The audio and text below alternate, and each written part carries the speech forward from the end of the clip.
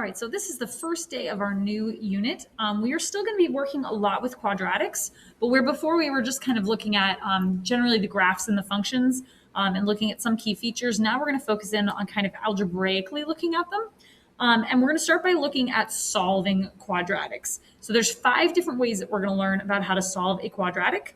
The first one we're going to talk about is solving by factoring. Okay, so solving by factoring, the first thing that you need to know is the difference between the zeros and the solutions of a quadratic. Namely, there isn't one. Okay, so what's the difference between the two of them? There isn't one. Okay, the zeros of your quadratic, if you think about what your graph looks like, right? The zeros are your 2 x-intercepts. Okay, and what do we know about those x-intercepts? Well, I don't know what numbers they happen to be on the x-axis, right? But I know that whatever it is, it's some number here, and this is going to be a 0. And similarly, this guy over here is going to be some number and then a 0, right? Because the height of both of those points is 0.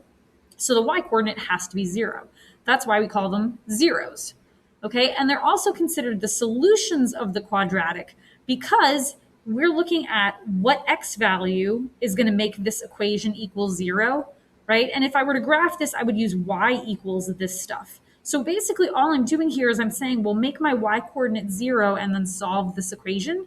Well, that's going to find these 2 points, the 2 points with a y-coordinate of 0. Okay, so whether we say the zeros or the solutions of a quadratic, it's the same thing. Okay, and now that I think about it, we just had 2 for lesson. I told you that we were going to have 5 different methods for solving. Well, we just covered one. This is how you solve by graphing. So if I give you a graph and I ask you to solve the quadratic, that's all you have to do is find the 2 numbers on the x-axis that give you your zeros. So that's method 1, solving by graphing. Nailed it. Okay, now we're looking at solving by factoring. Okay, so to solve a quadratic by factoring means we're going to find these 2 solutions using factoring. Okay, so the first thing you need to know is something called the zero product property. 0 being a number, product meaning multiplication. Okay, so here's what this rule says. For all real numbers a and b, because there are such thing as imaginary numbers, we'll talk about those later. So if a and b are real numbers, if either a equals 0 or b equals 0, then a times b must also equal 0. Okay, you know that. You know if you multiply 0 by something, that the answer is going to be 0. So if one of the 2 numbers, or both, is equal to 0, when you multiply them together, your answer is going to be 0. Okay, and then similarly, if you know that a times b equals 0, then either a has to be equal to 0 or b has to equal 0, right? If you multiply 2 things together and the answer is 0, the only way that can happen is if one of those 2 things are 0. Okay, so the zero product property is kind of really, really simple. All right, so that's all it says. It's just that if you multiply 2 things together and the answer is 0, one of the 2 had to be 0 to begin with. All right, and we are going to use that to help us as we solve by factoring, because when we look at something like this, okay, what's going on here is I have 2 different quantities, right?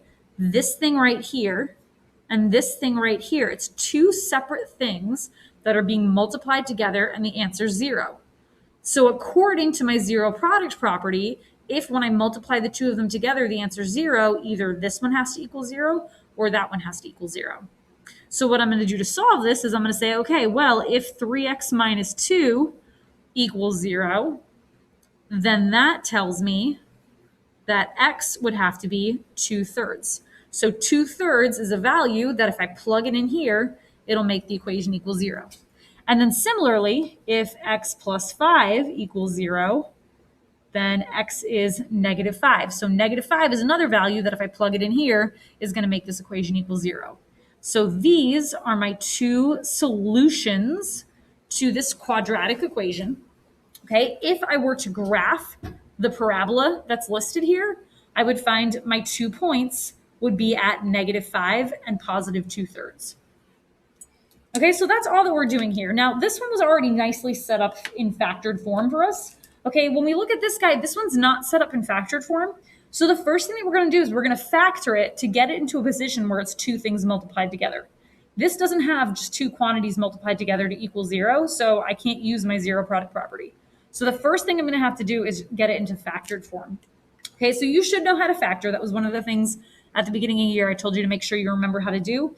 So I'm looking for two things that multiply to negative 48 and add up to positive 2. Since 2 is such a small number, I'm thinking they're going to be two numbers fairly close together. So 6 and 8 multiply to 48. I need to multiply to a negative, so one of the two has to be negative, and I want it to add to positive 2. So I'm going to break this to x plus 8 times x minus 6. Okay. And then from there, my zero product property says that if this times this equals 0, then one of these two quantities must equal 0. And then that's a pretty easy solve to figure out your two solutions. So those are the two values that would make this equation equal 0 if I plugged them in, right? And if I were to graph this, that would be my two intercept points. All right, next up, this guy down here. Now this one, notice that this one doesn't equal 0. You can't use the zero product property if it doesn't equal 0. There's no rule that says that if something times something else equals 3, then one of these things must be this number, right? It doesn't work that way. There's many things that multiply to 3. So the first thing we're going to have to do here is get this equal to 0. So I'm going to rewrite this as 4x squared minus 4x minus 3 equals 0. All right, and then I'm going to factor this. I personally like to factor by grouping, so that's what I'm going to do. I don't care how you factor as long as you can factor. So factoring by grouping, I'm going to do 4 times negative 3 is negative 12, and then I need a pair of factors of negative 12 that add to negative 4. So that would be 2 and negative 6. So I can break this to 4x squared plus 2x minus 6x minus 3. Doesn't matter what order you write those in. And then I'm kind of splitting it in half. GCF of each side. So GCF of this half is 2x, which is going to leave me with 2x plus 1. GCF on this side is negative 3, which will leave me with 2x plus 1. And then the common factor between these two quantities is 2x plus 1, leaving me with a 2x and a minus 3 left over. Okay, so now I've got it in factored form. And now from here, I'm going to set each one of these equal to 0 and solve. So if 2x plus 1 equals 0, then 2x equals negative 1, and I'm going to get negative a half. Kind of running out of room here. And if 2x minus 3 equals 0, then x is 3 halves. Leave your answers as fractions, please, not as decimals.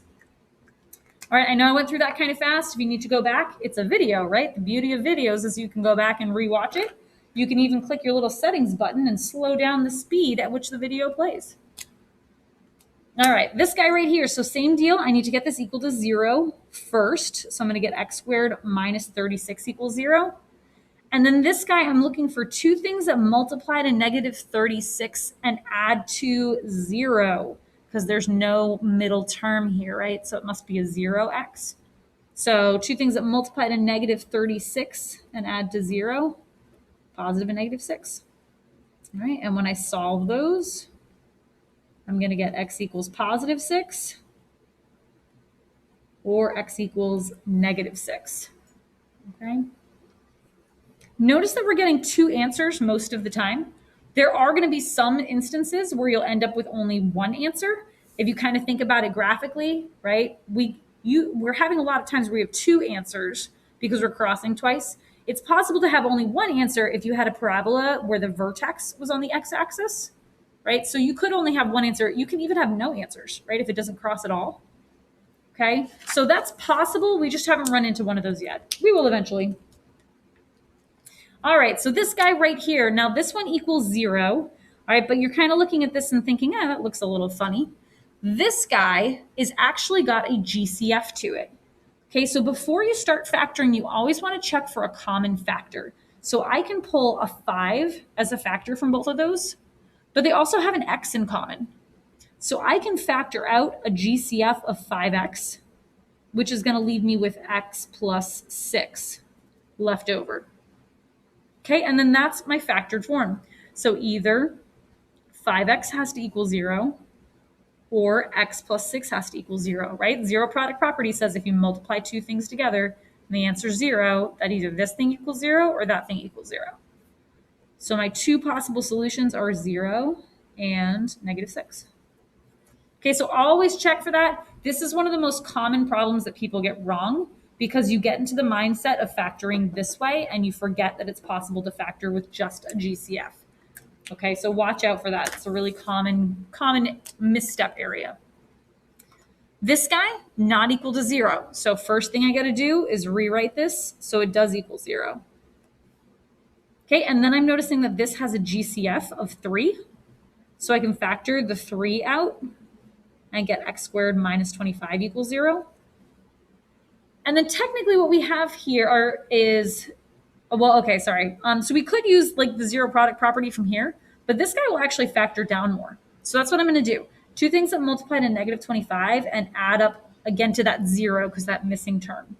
So I can break that into x plus 5 and x minus 5. Okay, and then from here, we've got basically 3 different things multiplying together where the answer is 0, right? So my zero product property by extension says that one of these 3 things must equal 0. But the first option, 3 could equal 0. Well, 3 can't equal 0, it's 3.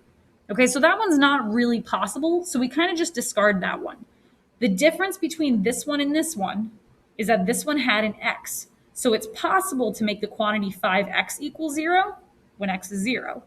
But 3 can't equal 0, right? It's not a 3x, it's just a 3. 3 can't equal 0, it's 3. Okay, so that's why we can kind of disregard it on this one.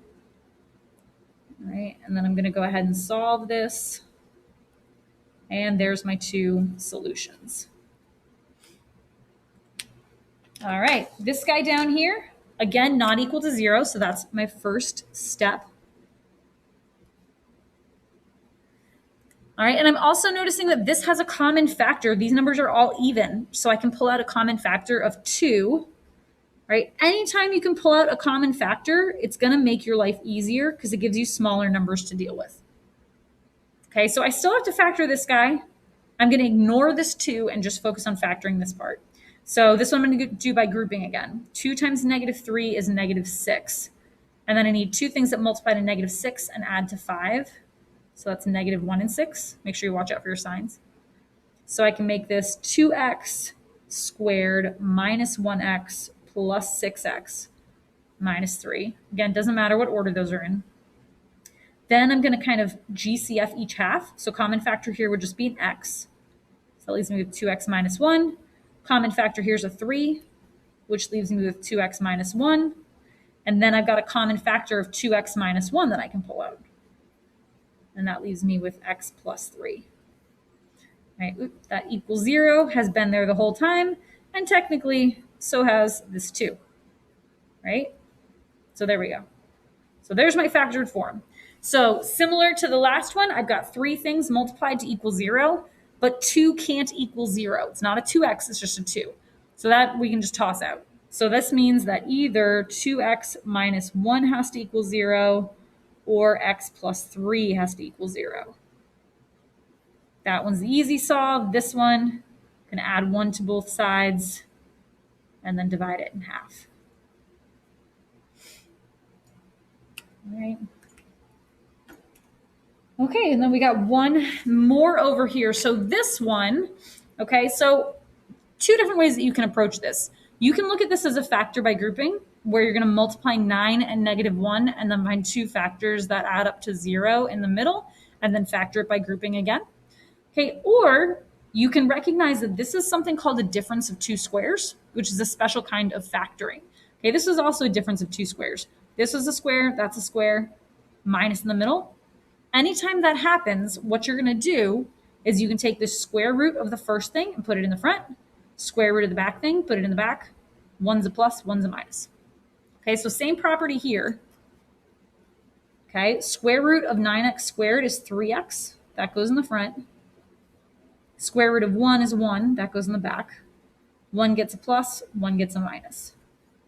Okay, so it's a special shortcut anytime they're both perfect squares and there's a subtraction in the middle.